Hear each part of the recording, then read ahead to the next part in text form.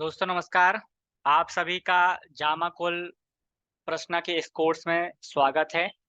आज की इस क्लास में हम बेसिकली जामा कुल प्रश्न के फंडामेंटल कॉन्सेप्ट को समझने की कोशिश करेंगे, जो आपको जामा कुल प्रश्न मेथड से प्रेडिक्शन करने में काफ़ी हेल्प करेंगे। तो देखिए, जामा कुल प्रश्न कोई सिंपल मेथड नहीं है, थोड़ा-सा स्टार्टिंग में लेंदी लगता है, कठिन भी लगता है। इसलिए मैं आप सभी से आग्रह करूँगा कि आप जब इस मेथड को पढ़ रहे हों, तो आप अपने साथ नोट्स बनाते चलिएगा और नोट्स बनाते टाइम आपको जो भी क्वेरी आता है, वो क्वेरी आप मुझसे बाद में क्लास में या व्हाट्सएप चैट के माध्यम से, कॉल के माध्यम से कभी भी, किसी भी टाइम पर पूछ सकते हैं। तो चलिए हम बात करते हैं जामा कुल प्रश्न की। देखिए, जामा कुल प्रश्न को जो ड्राइव्ड किया गया था, वो तमिलनाडु में ड्राइव्ड किया गया था। मतलब इसका जो रूट देखने को मिलता है, वो हमें तमिलनाडु के ब्रांचेस में देखने को मिलता है और वहाँ पर इसको जामाकोल या फिर सामाकोल अरुदम के नाम से भी जाना जाता है। इसके अलावा जामाकुल प्रश्न के इस कोर्स को डिफरेंट-डिफरेंट नाम से भी जाना जाता है, बट ये 2 जो नाम है, जामाकोल और सामाकोल, ये काफ़ी प्रचलित नाम हैं। जामाकोल की इस मेथड में जो सबसे बड़ा योगदान दिया था, वो अरुणाचलम एक व्यक्ति था। उसने इस मेथड को बहुत ही अच्छे तरीके से प्रचार-प्रसार किया और हर व्यक्ति के जीवन में इसको लेकर आया, जो कि तमिलनाडु के लोग हुआ करते थे। तो उन सभी को अपने जीवन की गतिविधियों का जो भी प्रश्न बनता है, उस प्रश्नों का आंसर करने के लिए और जो ज्योतिष वगैरह में रुचि रखते थे, उन सारे लोगों को जामाकुल के बारे में जागरूकता फैलाने का काम इस अरुणाचल नाम के व्यक्ति ने किया था। इस विद्या का जो एडवांटेज होता है, वो ये होता है कि आप सामने वाले व्यक्ति के माइंड को पढ़ सकते हैं। आप किसी भी प्रश्न का आंसर इस विद्या के माध्यम से बहुत ही कम समय में दे सकते हैं। ये दामाकुल प्रश्न जो होती है, वो आपको बेस्ट से बेस्ट आंसर बहुत ही सटीकता के साथ देती है और आपकी जो अभी करंट की लिविंग कंडीशन है, उसके ध्यान में रखते हुए देती है। इसके अलावा हमारी जामा कुल प्रश्न की मेथड एक साइंटिफिक अप्रोच है, जो कि टाइम फैक्टर के द्वारा डिराइव्ड की जाती है। इस मेथड में 2 तरह के चार्ट यूज़ होते हैं। पहला जामा ग्रह और अरुदा का चार्ट और दूसरा ट्रांजिट चार्ट। जामा ग्रह अरुदा का चार्ट बेसिकली आपको आने वाली क्लास में पता चलेगा कि ये क्या होता है और ट्रांजिट चार्ट आप सभी जानते हैं कि हर ग्रह हर राशि में ट्रांजिट कर रहा होता है और वही ग्रह आपको आपके जीवन में घट रही घटनाओं को प्रभावित करता है और उसका असर आपके जीवन में देखने को मिलता है। इसलिए हम इस क्लास में 2 चार्ट का यूज़ करेंगे। इसलिए एक बहुत ही इम्पोर्टेंट नोट डाउन करने वाली बात यहाँ पे कही गई है कि जामा कुल प्रश्न एक ऐसी मेथड है जहाँ पर 2 चार्ट का यूज़ करना होता है, जबकि कोई भी दूसरा अदर सिस्टम नहीं है, जहाँ पर हम 2 चार्ट को एक साथ प्रश्नों को सॉल्व करने के लिए लगा रहे होते हैं। जामा कुल प्रश्न जो है, वो उस समय बनाई गई थी। देखिए, आप सभी जानते हैं कि ये सब विद्या कभी न कभी किसी न किसी रिसर्चर ने तो बनाई थी। किसी न किसी ऋषियों और महर्षियों और हमारे मुनियों ने बनाई थी। लेकिन हमारे यहाँ के लोगों ने जब विपरीत काल अवस्था में आकर उस प्राचीन विद्या को खो दिया था और फिर वापस से रिसर्च करके वापस से किसी भी तरह से जब हमारा देश का आज़ाद हुआ और फिर जो गुप्त हुई विद्याएँ थी, उन पर जब काम किया गया, तो उनमें काम करने के बाद जो फलादेश की प्राप्ति हुई, वही नए नाम से जाने जाने लगी।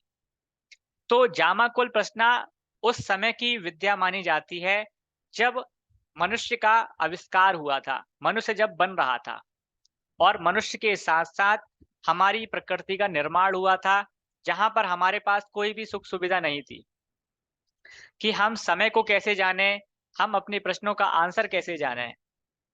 उस समय, समय को देखने के लिए हमारे ये 5 एलिमेंट हमारी हेल्प करते थे।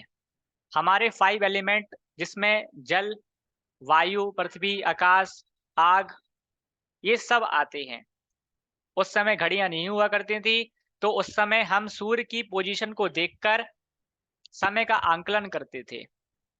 सूर्य को मध्य में बैठालकर बाकी ग्रहों को उसके राउंड अप करके हम समय का आंकलन करते थे कि अभी कितने बज रहा होगा। ये पहले के लोग किया करते थे, जिसमें बहुत ही अच्छी उनकी पकड़ हुआ करती थी और वो समय का आंकलन उस हिसाब से करा करते थे। उन्होंने हमारे दिन को, जो कि आज 24 घंटे का माना जाता है, एक दिन 24 घंटे का माना जाता है, तो हमारे दिन को जामा में कन्वर्ट किया था।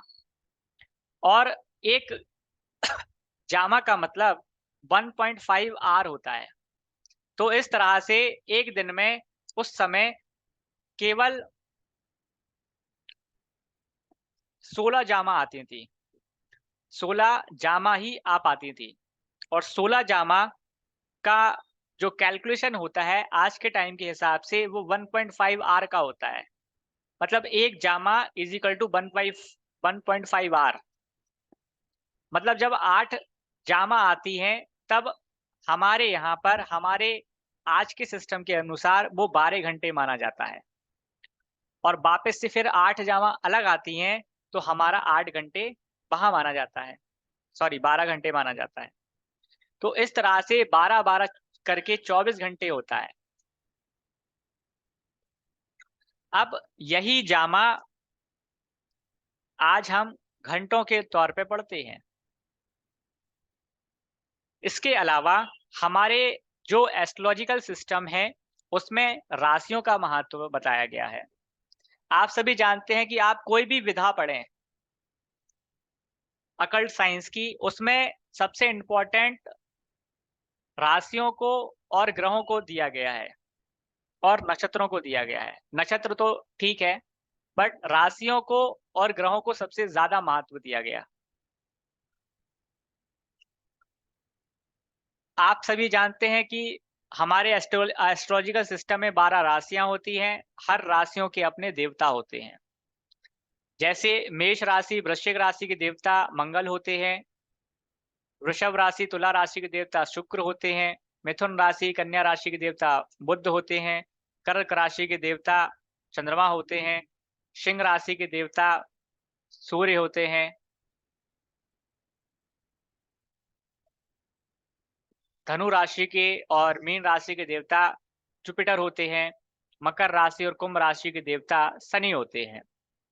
और राहु केतु हमारे 2 छाया ग्रह माने जाते हैं, जिनकी अपनी आपस में कोई राशि नहीं होती है और वे जामाकुल इस प्रश्न में स्नेक माने जाते हैं।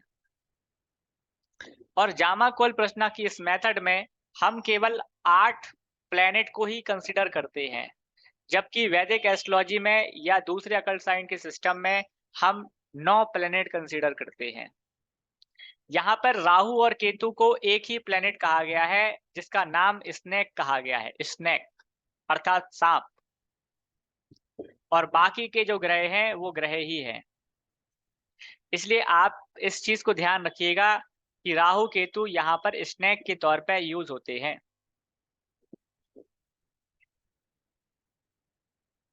जामाकुल प्रश्न में आप ये पाएंगे कि हमारे यहाँ जो वैदिक एस्ट्रोलॉजी है उसमें 12-12 घंटे का 2 डिवीजन होता है। 12 घंटे का सुबह, 12 घंटे का शाम। और जामाकुल प्रश्न में भी डिवीजन सुबह और शाम के अनुसार ही होता है, मतलब दिन का समय और रात का समय। अंतर ये होता है कि उस समय हम जामा के तौर पे जानते थे, आज के तौर पे हम घंटों के हिसाब से जानते हैं। तो कहा गया कि एक जामा 1.5 घंटे का होता है, तो टोटल 12 घंटे में 8 जामा आएंगी। और बाकी के फिर 8 घंटे में बाकी के 8 जामा आएंगी। अब जो दिन का समय होगा वहां पे भी वही जामा आएगी जो रात की आती है, या जो रात की आती है वही दिन की आएगी। मतलब ग्रह वही रहेंगे, जामा चेंज होगी। जामा हर 1.5 घंटे में चेंज होती रहेगी। इसी के साथ जामा कुल प्रश्न में 8 जामा प्लैनेट होते हैं,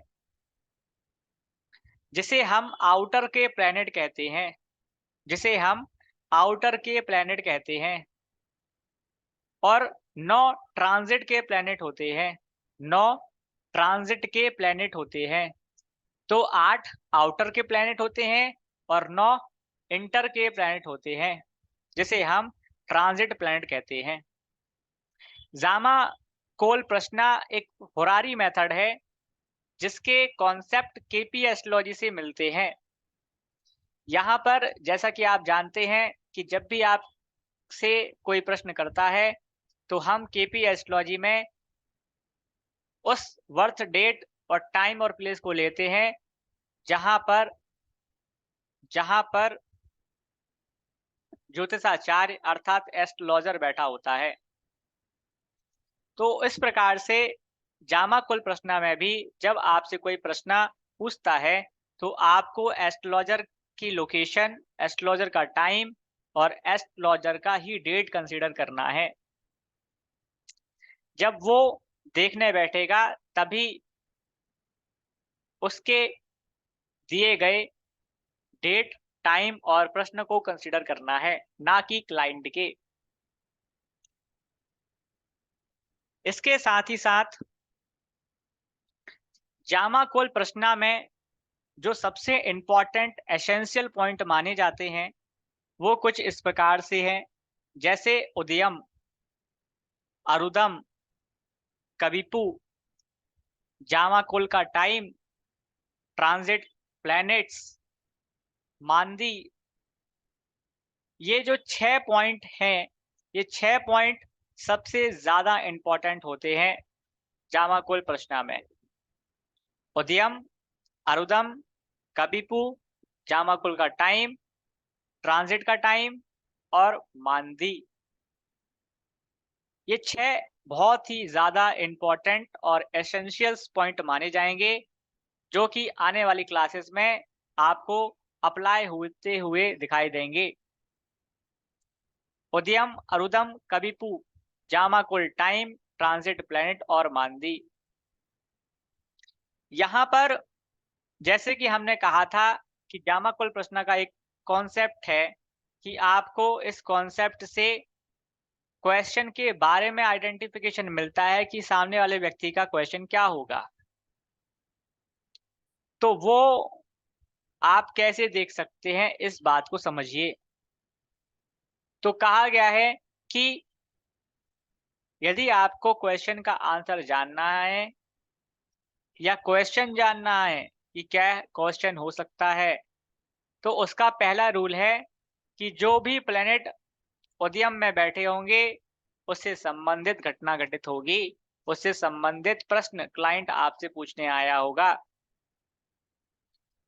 इसके अलावा 10th हाउस, 10th हाउस में जो कंडीशन होगी ग्रहों की, राशियों की, उससे संबंधित प्रश्न हो सकता है। और तीसरी कंडीशन होती है कि उदयम से लेकर अरुदम तक जो कंडीशन बनती है उससे भी आप सामने वाले व्यक्ति के प्रश्न को समझ सकते हैं। और चौथा स्टेप होता है कविपु। ये 4 ऐसे एसेंशियल पॉइंट हैं जो आपके प्रश्न का आंसर करेंगे कि पहला, जो प्लैनेट उदयम में बैठे होंगे, जो कविपी होगा, जो 10th हाउस होगा और उदयम से अरुदम। ये 4 पॉइंट से आप सामने वाले व्यक्ति का जो प्रश्न आया है उसका आंसर करेंगे।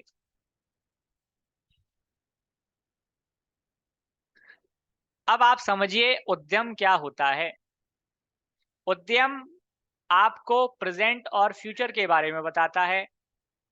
उद्यम एक बहुत ही पावरफुल टूल है हमारे पास, जो किसी भी इवेंट को अलाउ करने का काम, अप्रूवल करने का काम करता है। तो उद्यम इस जामा कुल प्रश्न की मेथड में किसी भी इवेंट को अलाउ करने का काम करता है कि वो इवेंट होगा या नहीं होगा, होना चाहिए या नहीं होना चाहिए। उद्यम इसके अलावा आपके द्वारा पूछे गए क्वेश्चन का आंसर करता है। आपने जो भी प्रश्न पूछा है, उस प्रश्न का आंसर और प्रश्न के बारे में सतत जानकारी आपको उद्यम ही प्रोवाइड करता है। तो उद्यम के बारे में ये जो 3 जानकारी आपको सुनने मिली है, इस 3 जानकारी को आप नोट डाउन करें और समझें, और आने वाली क्लासेस से आप इसको अप्लाई भी करें। तो उद्यम प्रेजेंट और फ्यूचर को बताता है। उद्यम आपके क्वेश्चन को बताता है। उद्यम आपके इवेंटों को अलाउ करने का काम करता है। ये 3 पॉइंट आपको याद होना चाहिए, आपको समझ में बहुत ही अच्छे तरीके से आना चाहिए। नेक्स्ट कॉन्सेप्ट आता है अरुदम। अरुदम का जो टाइम ड्यूरेशन होता है, वो 5 मिनट का होता है। अरुदम का टाइम ड्यूरेशन 5 मिनट का होता है, जिसमें हम केवल मिनट के टाइम को कंसीडर करते हैं।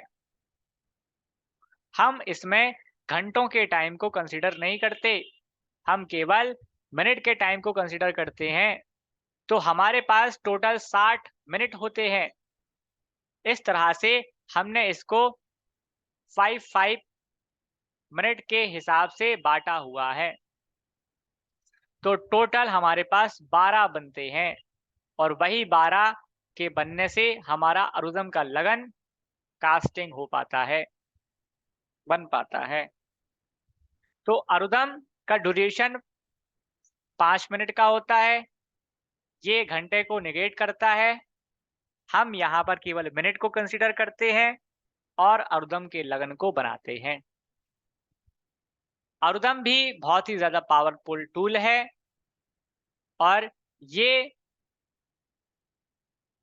सामने वाले जातक के द्वारा पूछे गए क्वेश्चन की इंटेंसिटी के बारे में बताता है कि सामने वाले ने जो क्वेश्चन पूछा है, उसकी इंटेंसिटी कैसी है।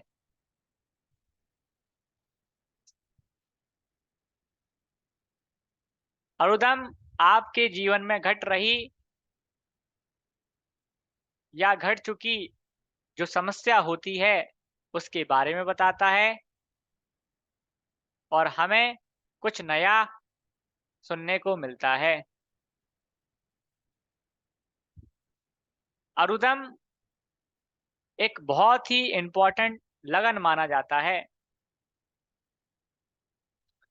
इस प्रकार से आपने अरुदम के बारे में क्या जाना कि अरुदम बहुत ही इम्पोर्टेंट चीज़ है, जो पास्ट के बारे में बताती है, सामने वाले के क्वेश्चन की इंटेंसिटी के बारे में बताती है, और आपने अरुदम को 5 मिनट के हिसाब से डिवाइड करके रखा हुआ है।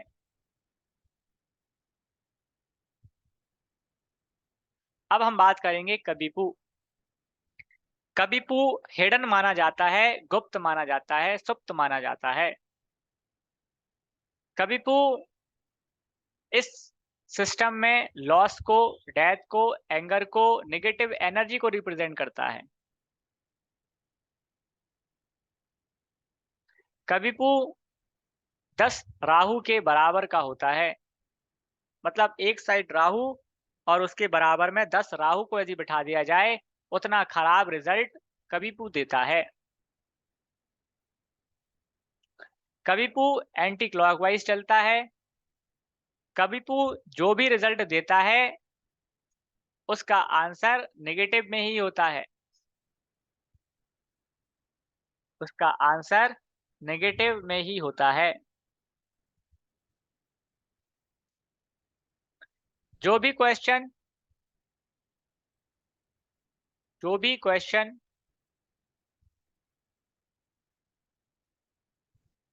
इस दौरान पूछा जाता है जब किसी प्लैनेट का संबंध कभी से होता है और आपको उसका आंसर करना हो, तो आंसर हमेशा नेगेटिव अर्थात नो की तरफ जाता है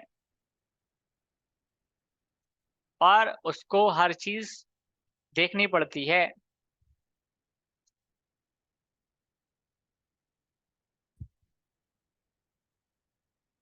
तो कबिपु बहुत ही ज्यादा नेगेटिव कहा गया है। यदि कबिपु ने किसी प्रश्न का आंसर मना कर दिया तो वो अब इवेंट नहीं होगा।